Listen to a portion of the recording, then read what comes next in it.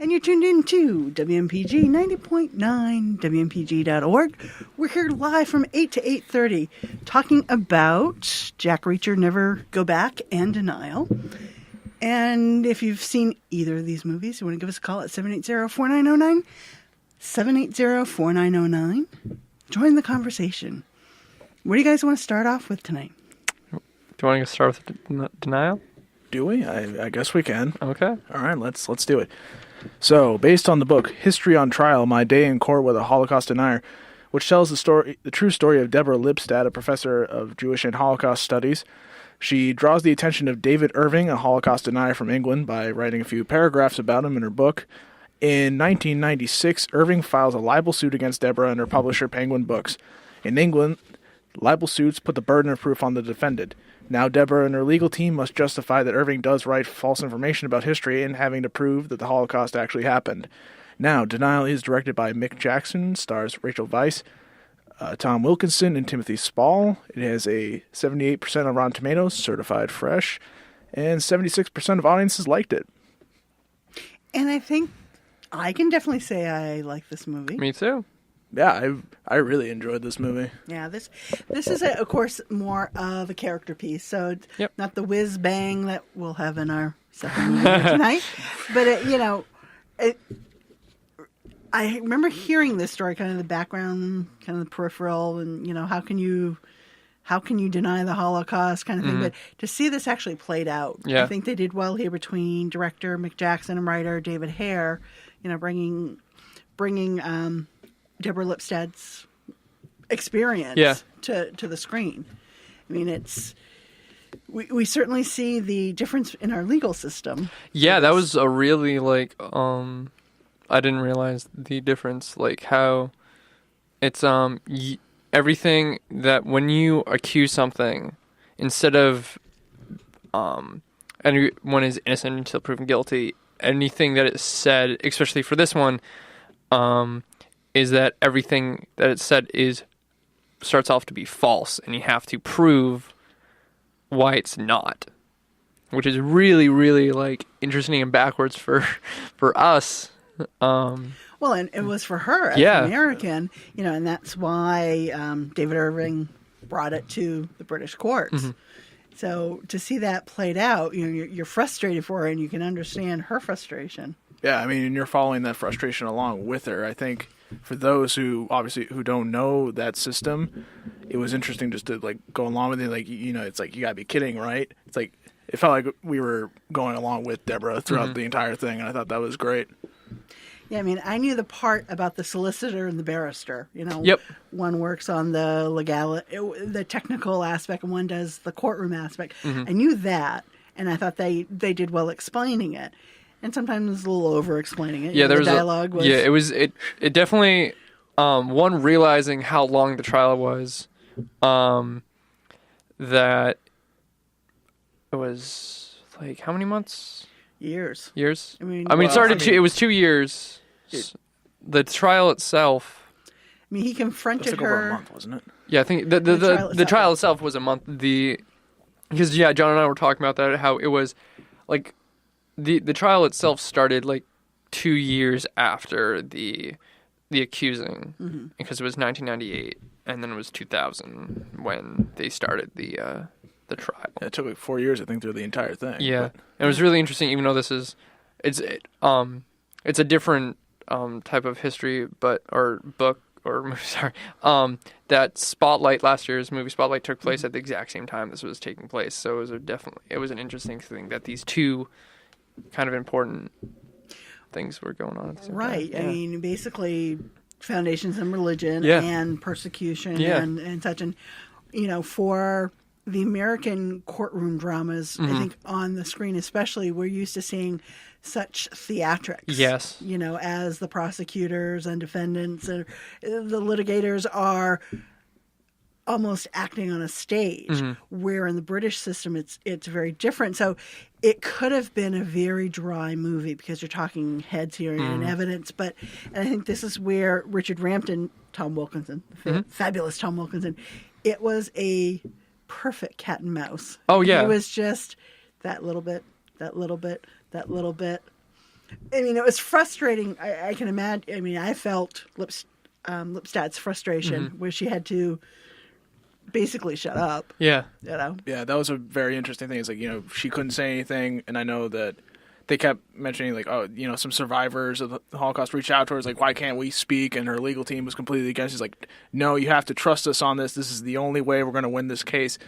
And that's just such a struggle. I mean, if you feel like that would be the easy way, but I guess it wasn't. But that was just a great conflict, internal conflict for Deborah to deal with. Yeah, it was because they show the reason why of how. What's Timothy Spall's characters? David Irving. They show kind of some videotapes of him talking about denying the Holocaust and seeing how well worded and well at debating he is, where he could literally even kind of like push down someone, and that's why kind of when she can't talk. And like they weren't able to kind of have the survivors on, and it was good to even have the survivors there, and be like, why aren't you talking? Like, why don't you? Like, we really want to, and then kind of seeing at the end, it's like for them, it's like we are trying to help you, and I feel that they kind of did that real well. Yeah, and the movie that we're currently talking about is Denial. If you're just tuning in to here on Cinema Hits and Misses, John Ryan and I are here until 8:30, and if you want to give us a call, join the conversation at 780-4909. That's 780-4909. And, John and I were talking off air. Denial, as far as a title, kind of is a dual purpose, because, of course, you have Irving as a Holocaust denier, and also you have Lipstadt, who's being denied her natural instinct to fight. Yeah. And like John was saying, the Holocaust survivors who wanted to speak for the dead.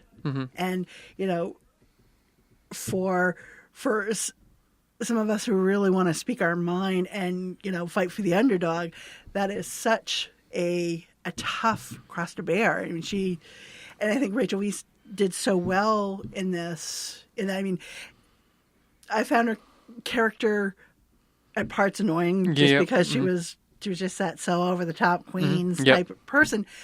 But that's how she was raised, and that, so that character did her well in her life. But when she faced this other system, it flew in the face of that very British system. And, certainly when she tried to garner funds to help pay for the trial, she really flew in the face of the British Jewish community. Yeah. Because can't we just go it away, can't you just make it go away kind of thing. And, that was tough for her to recognize. That scene with the Jewish community was kind of just I think that was one of my only criticisms for the movie, because they go straight to it and you don't find out, because when I was sitting with John, because they cut from the legal team to the dinner and then back to the legal team, and then she says who she was with, and I leaned over to John, I was like, who are these people? And I said I think they're probably it was a Jewish community. Yeah, it was just but yeah, I mean, but there was no because they usually were title cards when they explained what year it was, who she was with. So it was just a really awkward cut. It was just like, oh, okay. Yeah, I think that also just has to show, like, with the pacing as well. Like, they didn't really overstay their welcome whenever they were at different locations. They jumped around. Obviously, they jumped around through different years and different locations, and I think I didn't ever find it that slow. I don't know about the rest of you. But I think there was a little bit, but I think it's because, kind of like Don said, how I'm used to in courtroom dramas in the United States, how they're really quick and more like dramatic. But I think for the most part, it was really well done. I think even the opening, I really enjoyed the opening of just introducing her as a character and like what she does and why she's so passionate about what she teaches. And one of the things I appreciated here is that the movie didn't rely on some of the visual evidence that we've seen with the Holocaust. I mean, that could have been an easy way to, quote unquote, prove what happened. But of course, that could also be falsified now, because the technology is out there that, some of these documents could be falsified. And, it's kind of scary to think that, after the remaining victims, survivors of the Holocaust pass away, that there will still be a population that will believe this didn't happen. Mm-hmm. Yeah, that's crazy. So that's where you get a multi-level. You think you know bits of this, and to see these other sides of the story and how they built their case. I mean, again, it could have easily been a talking head movie. Yeah. It doesn't have the whiz-bang action scenes, but you've got a very strong cast here. And had it been a lesser cast, I think we were talking, it could have been a watch-at-home kind of TV movie, yeah. And I think, definitely, it still did have the weight to it. Especially when they go to Auschwitz, and, because I think I've seen, like, a few documentaries about the Holocaust, and I think, again, like, how they shot it, when they got there, because a majority of the cinematography were very short, like the edits, but right when they got there, they took their time of like showing it, and it was long, and that way you get to see all of it and you could take it in, because I've never been to continental Europe, so it's good to kind of get that. Yeah, and of course, choosing the time of year to film added the austerity to it.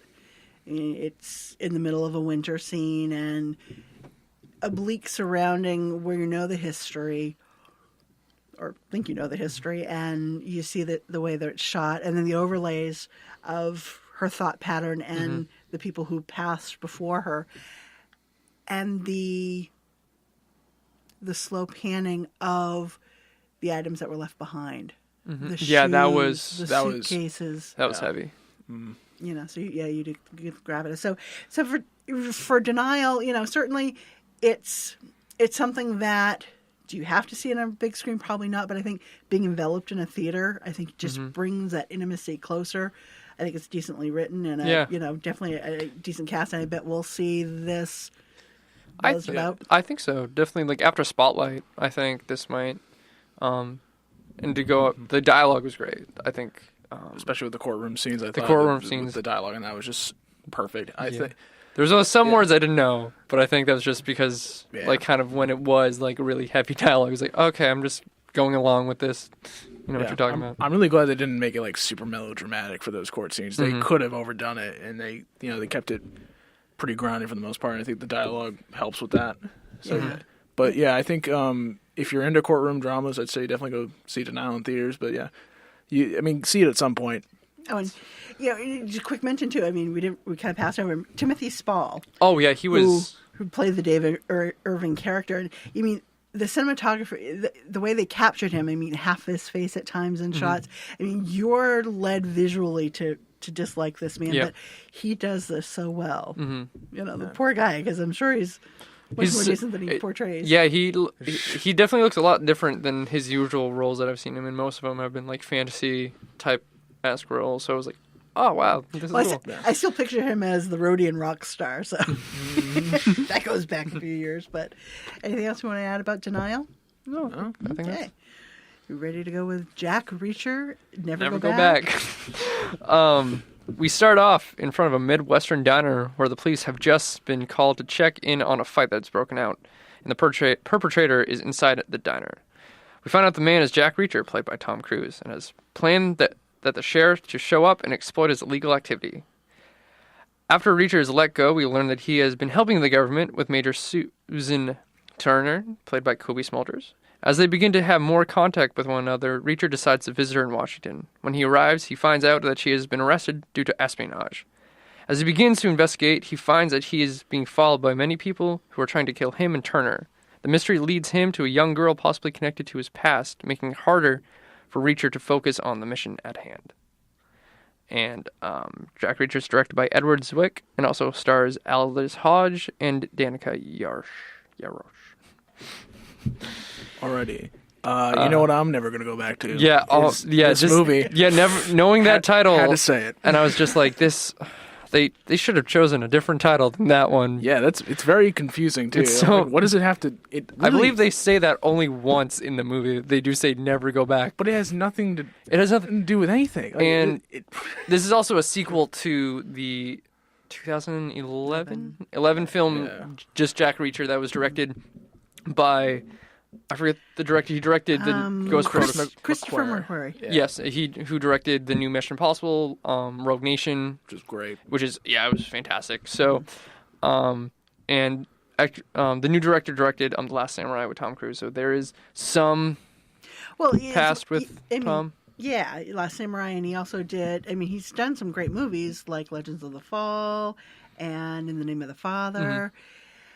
This one though was a bit of a mishigosh. I feel it was a passion project for Tom Cruise because he produced it, and I feel he wanted it, so he had the money to do it. Did he though? I don't. He produced it. Paula Wagner he is was phoning it in. yeah. Paula Yeah. is another one. He's partnered with Paula Wagner. She's done all of his movies. Because at the very beginning, it's a Tom Cruise film, so I'm just like, okay. Yeah, I mean, this is we're in the year.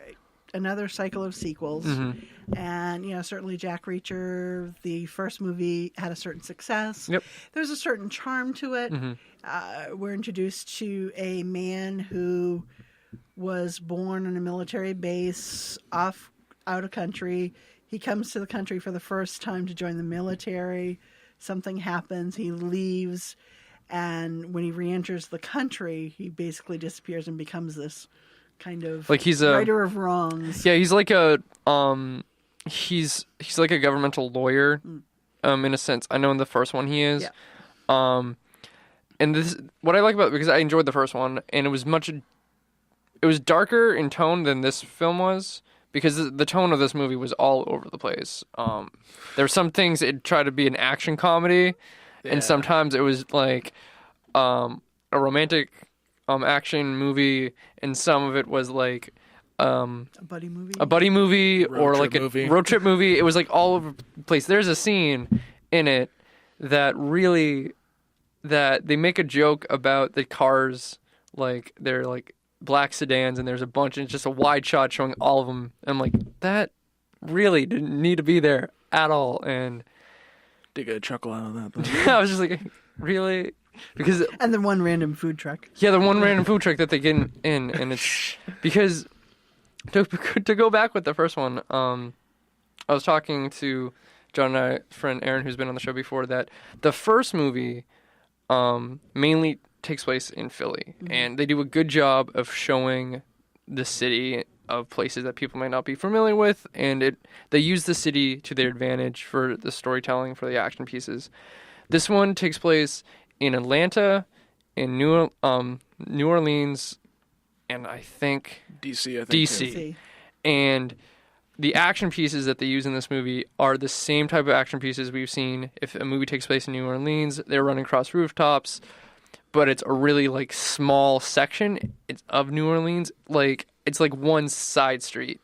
And at least with the first one, you see all these back roads. And that's what I was really disappointed with, because that's why I really loved the first one. And this... and also the writing was... atrocious. Oh, yeah. Yeah. And, in the first Jack Reacher movie, more characters had greater definition. Yes. The whether you're a good guy or a bad guy, you had a little bit of a backstory and some credibility, and of course the fabulous Robert Duvall. Yes. I forgot he was in it. And Werner Herzog. Yes. And David Oyelowo and Rosamund Pike and Richard Jenkins. Yeah. So I mean that's a solid casting. And here, I mean, I really like Colby Smulders. I think she does great action, and she stood toe to toe. But they gave her some lines that were absolutely ridiculous. Oh yeah. For a military person in her position, let alone a woman in the position. And so that was a little rankling, and it's. I was happy Aldous Hodge was in it. I'm a fan of him from Leverage. That was on TNT, so it was good to see him. Yeah. But... Well, I remember him from the third Mummy movie. Oh, he's in the third Mummy movie? He's the one who took care of the kid on the train. Oh, I didn't know that. Anyway. Oh, wow. This shows how much... Are we there yet? Yeah. We digress here on Cinema Hits and Misses, talking about Jack Reacher, Never Go Back. And if you've seen this, you want to join us, we're here till 8:30 at 780-4909. That's 780-4909. And we digress because, I think for all three of us, it's for various reasons, it just didn't hit the mark. And so go back when you were talking about the characters and the fleshing out the first one, is John has compared this to Jason Bourne. Well, yeah, I've called it Tom Cruise's Jason Bourne X Taken. And like with Jason Bourne, to compare the first Jack Reacher to Bourne Identity is that you don't know who the character of the lead is. You don't know who Jack Reacher is. So you're introduced to Jack Reacher, and he's a mystery. You don't find out who Jack Reacher is until like 15 minutes in. This one, it's Jack Reacher right off the bat, and there's no mystery to him except for the people, except for like the sheriff, and you don't even see the fight. Because the best thing with the first one was you get to see Tom Cruise, who's very short, take out 4 guys in the middle of a street. You didn't see any of that at the beginning of like these random people in the Midwest, and I would have loved to see that. And that, like, the action in the first one was just so much better than this one. Well, I've got a note here for it, and if you've been with us for a while, and Andy, who's joined the show before, the editing of the action scenes here were so quick. Yep.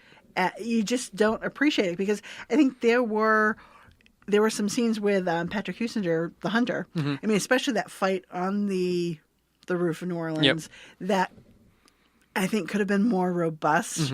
And I felt them when doing some of those. Oh yeah. But the cuts were just so quick that it was like, okay, yeah, so they fought. And, you kind of know that. Spoiler alert, Jack Reacher's gonna be fine. I mean, he's a good guy, and you're like, okay, so that's gonna happen. So none of this, there's no tension. Yeah. Also, I think the action for most of it, I felt it to be very bland. Yeah. I don't know. And also the fight, the fight itself is very slow and drawn out. It's not engaging. It felt like most of this action just wasn't that engaging to begin with, and that's a shame. Like there's nothing I'm gonna remember about this movie when it comes to the action. Like what, the food truck? I don't know. Yeah. Just and again, drawing comparisons to the first one, there was such a great car chase where Jack had stolen a red Camaro, and he ends up driving in the streets of Philly, and he ends up kind of launching the car in motion on its own while he barrels out and joins the crowd waiting for a bus. So it's the action, but then that slight inner comedy. Yeah, like this one. That one had good comedic points like that, and this one, it was like the comedy was so not connected to the action. Like there was quips between him and like the young girl that he meets that it felt like I think, was it The Equalizer with Denzel Washington? Yeah. And I didn't see that one. I feel that one that like they pulled from that for a few scenes, and they pulled from like some other different movies. I was just like, this is like, I don't know what type of story this is trying to tell. Jeez, I mean, that young girl character, like, I felt like she was only there to progress the plot whenever she fumbled. That's all that she was there for. Yeah, I mean, she was the pawn. She was okay, we need to move from point A to B. Oh, okay, so Samantha can help with this. Yeah.